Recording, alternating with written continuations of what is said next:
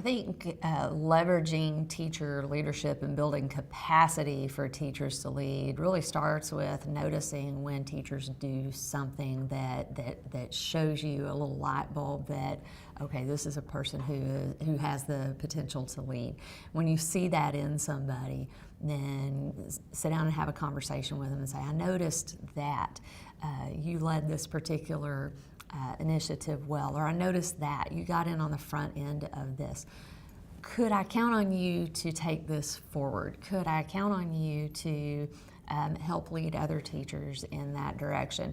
Just finding those opportunities when a teacher has shown out as a leader, stepped up as a leader, and then coming in and saying, wow, I noticed this.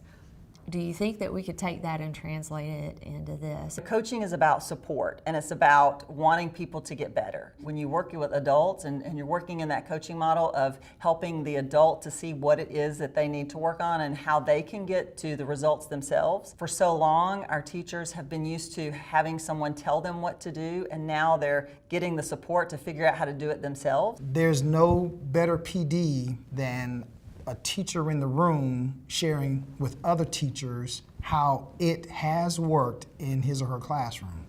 What worked well, what didn't work well, what they should look out for, and what they can anticipate.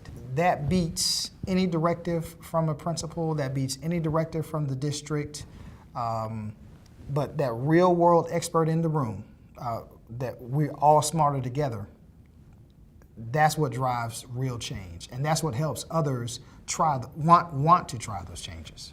Being in the classrooms is such an important part of being a principal. To lead a school, principals have to be where the action is, and classrooms are where the action is. And being in classrooms, watching students, not necessarily watching the teacher, but watching what students are doing, having conversations with them, and then sharing feedback with the teacher of here's what I saw in the classroom. I noticed this. I noticed these students doing this. Here's the impact that I saw that it had. And asking questions. How do you think that went? How did your students respond when you did this? How did that new tool go? Did you see the impact that you wanted with students? And having conversations with teachers about the impact that they're having on students, and then letting teachers lead the way with what they want to improve on. And maybe that's helping find other resources, giving them the time they need to develop new tools and resources. I think one of the things that teachers have always asked for is more time. More time to talk to each other, more time to plan. And so as an administrator, one of the things I have to do is use those precious resources and actually give it to them so they actually can work together to make their classrooms better. Collaboration in our schools is essential, and it really ought to be an expectation more so than an add-on. And I think sometimes we think of that as something extra to do, and so we'll build time here, or we'll put time here, and we'll say, you go forth and collaborate. And really and truly, it needs to be something that is inherent in our culture. How do you do that? Probably one of the things that's important in terms of school leaders is making sure that you're not pitting teachers against each other by comparing them with one another. Now, do you want to reward teachers and recognize them for doing well? Absolutely.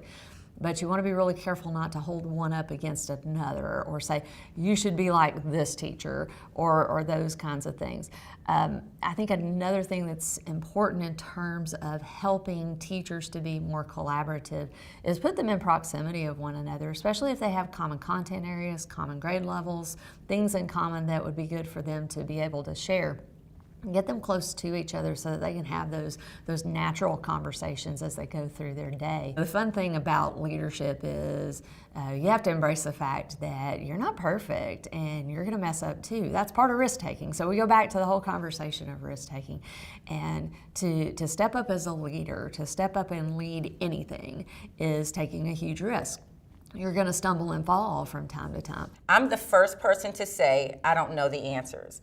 I'm the first person to say, I made a mistake. I'm the first person to say this goal, because this goal was too lofty. I admit when I'm wrong because I don't have all the answers. I believe the answers are in the room, but I don't hold all the answers. I like to empower my leaders to have the answers.